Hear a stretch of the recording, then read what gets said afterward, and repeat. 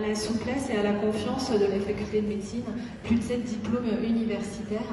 Et c'est vrai que moi je suis très fière quand je suis dans un congrès à l'étranger et que le modérateur me présente et dit Barbara Lassan, plasticienne française de l'école de Créteil. Voilà, donc je pense qu'il y a une véritable aujourd'hui école de chirurgie plastique, reconstructrice et esthétique à l'hôpital Henri Mondor à Créteil. Je crois également qu'il y a déjà, si je pense, au progressif des indications sur ce type de chirurgie. Vous avez de plus en plus élargi les indications pour ce type de chirurgie.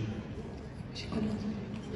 Vous avez élargi les indications au fur et à mesure pour ce type de chirurgie, progressivement, année après année. Aujourd'hui, quel type d'indication vous pouvez répondre?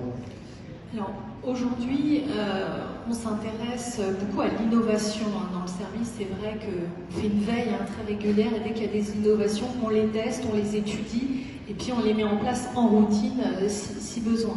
Alors aujourd'hui, je parlais plutôt des innovations, je pense que c'est ce qui est le plus intéressant. C'est d'une part la médecine régénérative, donc les innovations biologiques. Aujourd'hui, on essaie de traiter nos patients avec leurs propres cellules, notamment les cellules souches de la graisse. C'est vrai que pour nous, on fait des lipoaspirations toute la journée, donc c'est beaucoup plus facile de trouver les cellules souches qui sont dans la graisse que de prélever une moelle osseuse, par exemple. On peut traiter également les patients avec leurs propres plaquettes, les plaquettes qu'on trouve dans le sang, pour les améliorer sur le plan de la cicatrisation, par exemple, pour les cicatrisations difficiles. Donc quand on voit, par exemple, des joueurs du PSG qui vont à Moscou se faire ce type de traitement, on leur dit « mais venez à Mondor, on peut vous aider, nous aussi ». Voilà, également, le docteur Boss, qui est maître de conférence dans notre service, a développé quelque chose de totalement innovant, qui est la réalité augmentée en chirurgie. Et donc, il opère avec des lunettes de réalité virtuelle et il a les scanners dans ses lunettes et ça le guide au cours de sa chirurgie, notamment des lambeaux. On est très fiers de ça. Et également, on a développé la chirurgie plastique robotisée, alors sous l'impulsion de nos collègues. Et au début, moi j'étais un petit peu réticente parce que je ne comprenais pas l'intérêt de faire du robot dans une chirurgie qui était plutôt ouverte. Et on a eu beaucoup de discussions et on a cherché des indications, des niches. Et on en a trouvé une très intéressante qui sont les femmes qui ont après grossesse des distensions des muscles de l'abdomen. Et c'est vrai que ces femmes qu'on va opérer à la suite de leur grossesse, on leur fait des très grandes cicatrices et il y a des risques notamment d'embolie pulmonaire. Et c'est vrai qu'avec le robot, on peut leur rendre service tout en diminuant leur rançon cicatricielle et en diminuant les suites post-opératoires. Et moi, je suis très contente de la solidarité qu'il y a à l'hôpital Henri Mondor parce que moi, j'ai pas eu une formation de robot, de robotisation académique. Et c'est vraiment mes collègues, le professeur de la taille, le docteur De Angelis ou Francesco Brunetti de chirurgie digestive qui m'ont dit « mets les malades au bloc, on sera là, on va t'aider ». Et on a fait 4 cas. Et grâce à eux, donc je les remercie pour leur soutien.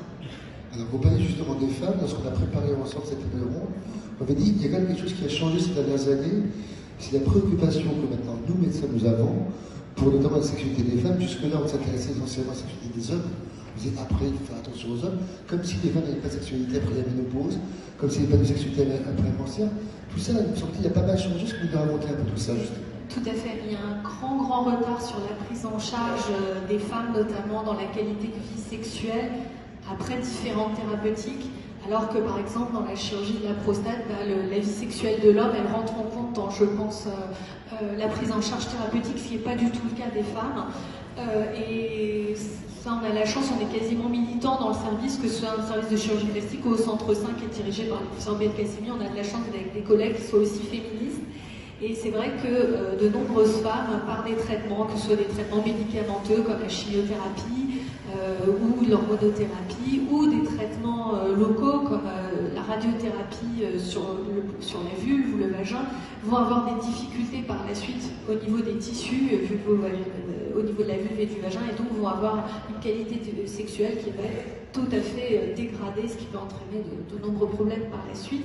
Il y a aussi beaucoup de mutilations chirurgicales et une fois qu'on a traité ces dames, et ben on les laisse dans la nature. Et ben on a beaucoup de solutions en chirurgie plastique pour les aider, que ce soit par des injections de cellules souches, des injections de plaquettes, ou même des lasers, ou de nombreuses possibilités, en tout cas pour améliorer la qualité des tissus et les aider. Et puis bien sûr, il faut les soutenir sur le plan psychologique. Et c'est vrai qu'il y a un retard de prise en charge des femmes, mais aujourd'hui, Mondor est présent pour elles.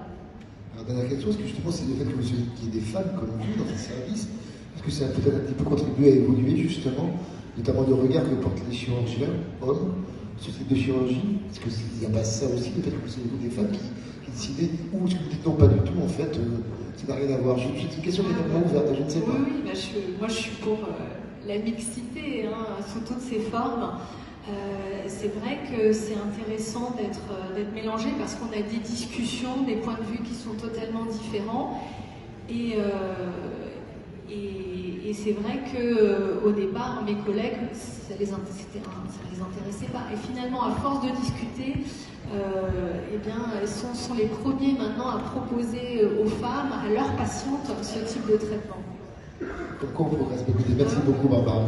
Ça me semble très important. Merci beaucoup. Mathieu Ménez, bonjour. Vous êtes MCU, vous êtes